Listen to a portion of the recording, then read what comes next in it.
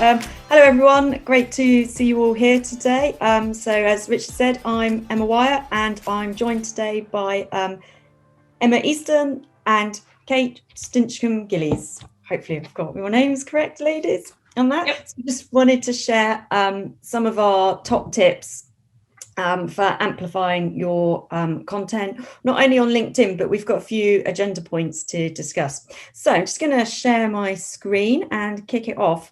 So last week on LinkedIn, I shared this poll, and I'd be really pleased if you could just quickly type in the chat box A, B, or C. So what stops you from using LinkedIn more?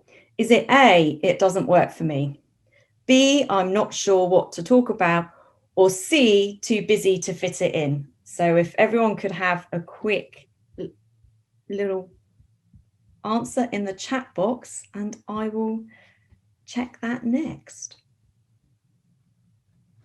It's not sharing. Okay, so we've got some B's, C's, B's and C's, B's. Brilliant. So not sure what to talk about and too busy to fit it in. Great. So we've got some of the answers to that to help you. So I'll just again share the agenda for today. And then we'll kick off. It's a very informal discussion session. So if you've got questions as we go along, please ask, and we'll be only too happy to answer those as we go along. So over to you, Emma, for the discussion on the first agenda point. Sure, okay. So one of the things we discussed when we got together to plan this is we all have hear feedback about, I don't know which social media platform to be on, and or variants around that. And the key thing is you don't have to be on every social media platform.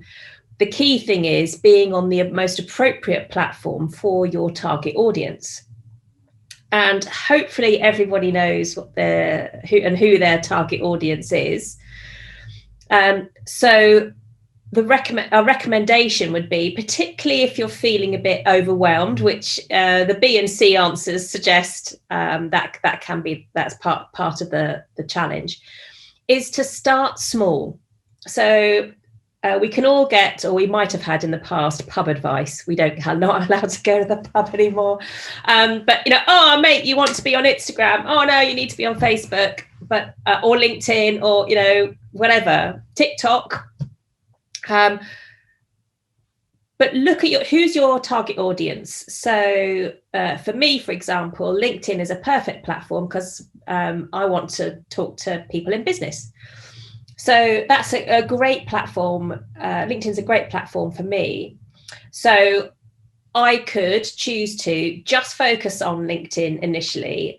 And my advice would be to start small and do it well. So some of the things that we're going to talk about today will help you, particularly with LinkedIn, understand some of the nuances and just get to know it, because they're all a bit different and they all have different algorithms in the background. And also, you wouldn't just share the same content across different platforms, because, again, you've got different audiences. So that would be, to stop that overwhelm, would be just focus on one platform, do it right, and then look at your audience and say, okay, are there any other platforms that I might need to be on? If you're not sure about the platforms that are best for your audience, you could talk to any of us here, I'm sure. There's information online, and another key thing to do is potentially look at look at the platforms your competitors are using. Sometimes it's easier, who your competitors are, and you could see where they're posting. So that might be a way to get going, not feel too anxious, but just get going. Is it like the hardest thing is the first step? But so start small, get going, and get to know it. Oh, brilliant tips. I like that one about looking at your competitors as well, if you're not sure where to be and that. And I think that leads nicely into some discussion points that Kate had on playing to the strengths of each platform. Yes, nice intro there. Thank you, Emma. You're welcome. Slightly counterintuitive to what Emma was saying. The point is, if you're going to be on more than one social media platform, or you feel the need to be because you've got an audience in more than one place, then you need to play to the strengths of each platform and have a strategy for each platform. There's little point in sharing the same content to multiple platforms, partly because the audience will be different, partly because the platform presents content in a different way, and largely because the audience expects to hang out on that platform in a different way. LinkedIn is much more than the digital CV platform that it used to be, and it is genuinely creating a basis for virtual business professional networking now. And it's about understanding whatever content you create, how to shape it for LinkedIn. It's not to say that you can't use it elsewhere, but understand the format that your LinkedIn audience wants to receive it in, the prompts you can use to tempt interaction and engagement on LinkedIn, and appreciate that LinkedIn is a platform where people do want to interact if the content is relevant to them, if it's topical or pertinent to their experiences in business, or even to the news agenda and how their business is having to respond, particularly during times of COVID. So it's largely about understanding your audience and where they are, but it's also about understanding what each platform can do for you along the way. That's great. And I also wanted to highlight some of the new functionality that LinkedIn's brought in recently, which plays to the strength of the platform, and also having great content. So as Kate was saying, people want to join in the conversations. So as you saw earlier, I asked polls recently. You can share documents, you can do LinkedIn stories if you're lucky enough to have the stories functionality. I'm still waiting for that. They're doing a very strange rollout.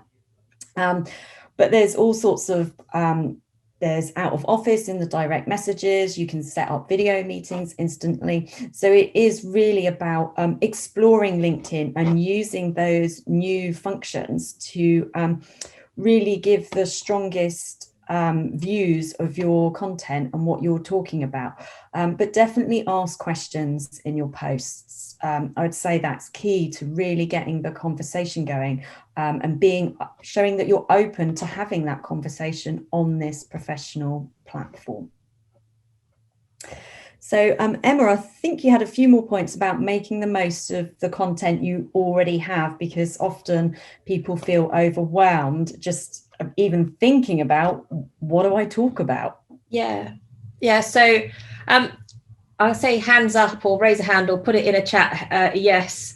Have you ever spent a whole load of time, effort, probably money, creating a piece of content and then only shared it once on whichever platform? So that could be a white paper, a report, a little film, an infographic, a graphic. Yeah, thank you. Anyone else? Well, otherwise I might be preaching to the converted. We'll have the best group ever.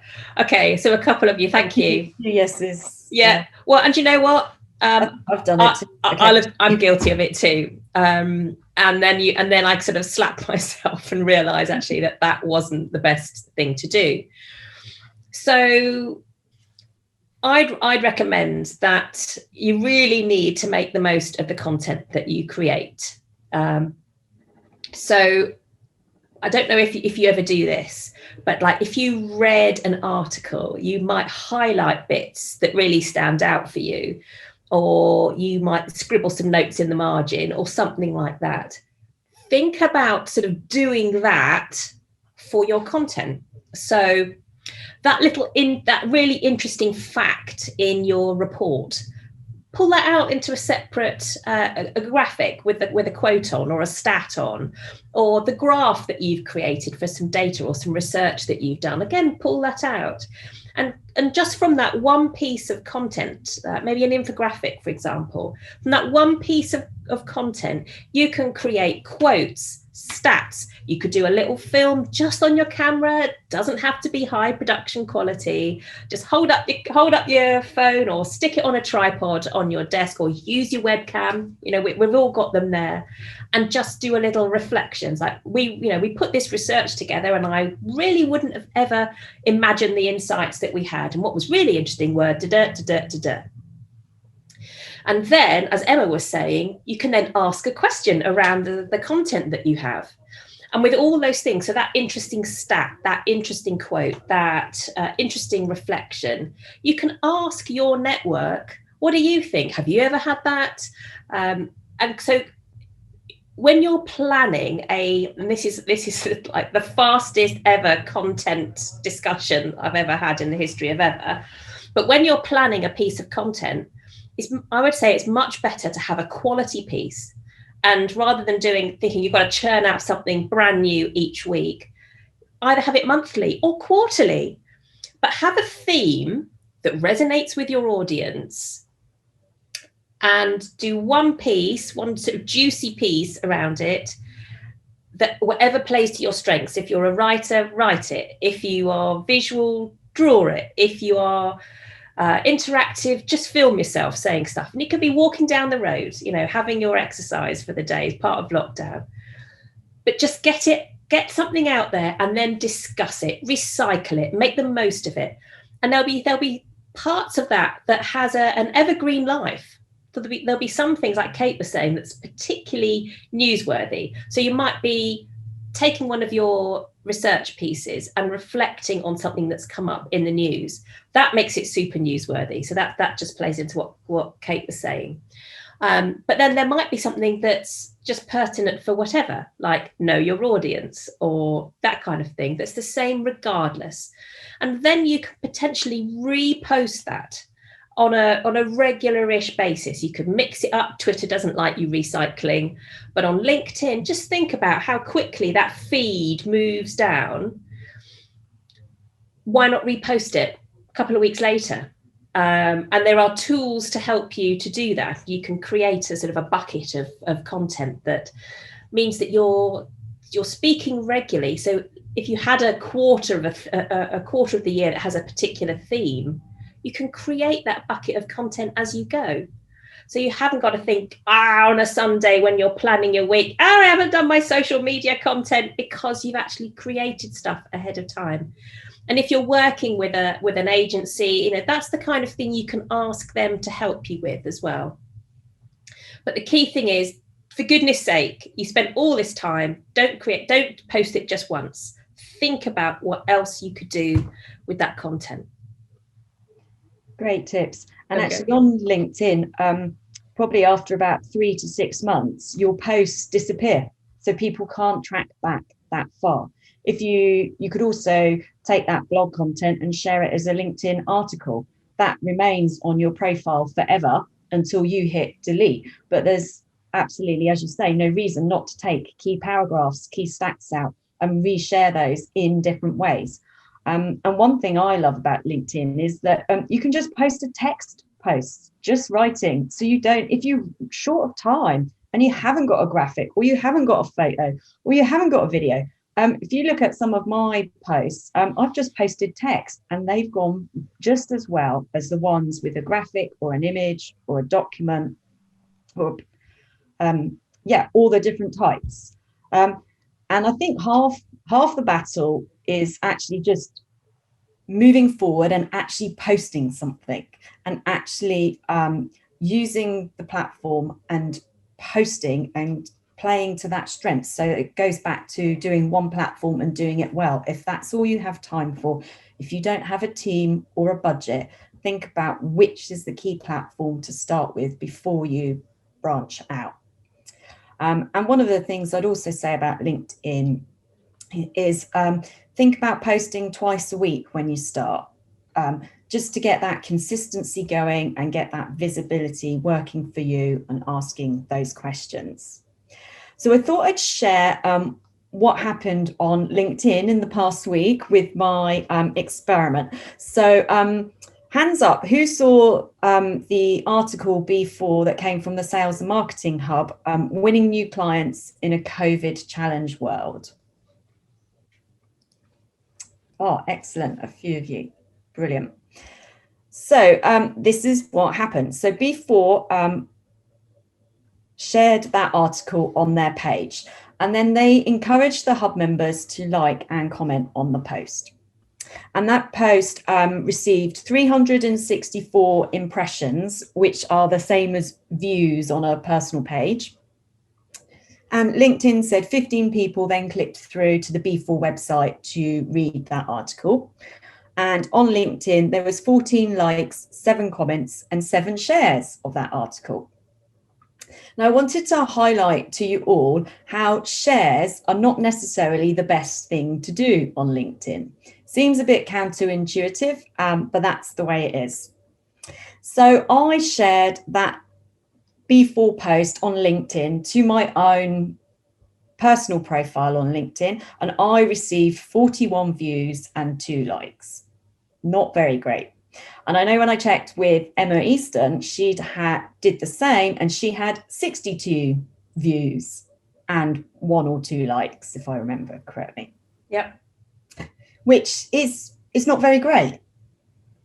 And when I shared the same article, I went and I took that website link you see here at the top, and I put that into my LinkedIn personal feed as a post. And you'll see it had 3 times the amount of views as it did when I shared the post. So what I would suggest is, if you see a post that you are really interested in, I wouldn't share it. I would actually like or comment on it. It's more impactful. Or go and get that direct website link. Increase your visibility and the visibility of your content by sharing it as a link, or commenting on a company page post. I think that's really important, Emma, because LinkedIn is a networking platform, and you wouldn't expect to turn up to a networking meeting and be a lurker in the corner. You'd have to interact with people, and that's what we're saying here, is you need to interact with people's content. And one of the ways in which I've built up Business Bollocks from formation has been through interacting with my network's content, answering questions, or asking questions to understand a little bit more about what's gone on, and I've actually won new work from being interested and making that connection with people in my network, just like you would do if we were all in a meeting room together. It's just think of it in the same way. Interact with the content. So that commenting piece, more than sharing it, as we've just said, is, that's how you get to know people, and they'll get to know you. And even if they don't interact with you first time, they'll think, oh yeah, that Emma, she's commented on my post before. So then if I keep that up, someone who looks really interesting and I really want to find out more about what they're doing, not in a sort of disingenuous way, but I have to be, I'm spending part of the time that I've carved out of my week to spend that day looking at LinkedIn. I've decided to actually go and look at their content, and I want to find out more. And that will really, really reap dividends. And the example that Emma's just shared goes some way to show that. And I'd invite people to try it this week and see the difference that it makes. Yeah, also to practice this with, if you're in a position where you have a company profile page too, because we've talked about this too, haven't we, in terms of what's the value of having a company page and versus having a personal page, and the sharing thing comes into play there, because it seems almost instinctive that the company shares a post an article, whatever it may be, and to then ask leadership or the wider employee base to then share that across their own networks. But we know that that has less impact than those staff members or commenting on the piece, liking the piece, or as you've demonstrated here, Emma, taking a link to the piece and sharing it as a personal post. And I think that's a really important nugget for those of us in the network, or those of you in the network who have larger businesses and want to gain more traction or more engagement from your own teams on LinkedIn and your staff members. I think I think the way the LinkedIn algorithm works is perhaps the least known of all the social platforms in terms of understanding what works and what doesn't. Yeah, definitely. I'm just going to stop the share to check the chat box as well. And actually, one further point to really highlight on LinkedIn is over the summer, LinkedIn shared for the very first time a nugget on how the algorithm works. And so for all those people that just watch content, or you call them lurkers, where they're lurking and just reading, LinkedIn is including that now in their algorithm calculation. They refer to it as dwell time. So if you spend time on LinkedIn reading, you will now begin to see that you're being presented with more of that person or that page's content. And it's really beginning to come through. And it's possibly why over the past few weeks, you're beginning to see content that's actually maybe over a week old as well. So that part of the LinkedIn algorithm calculation is definitely beginning to see an effect. And if you're not comfortable to comment on someone's post publicly and visibly, then use the direct messaging function. If you're connected to that person, have a conversation with them, ask them questions about that piece of content, and don't be afraid to move it into that messaging area. So definitely use all the tools on LinkedIn and what you're most comfortable with. So if you don't want to publicly comment on a post, think about using the messaging area as well. So I'm just going to check the chat box and see if there's any questions. Richard shared the articles actually had 216 views on the B4 website. Brilliant.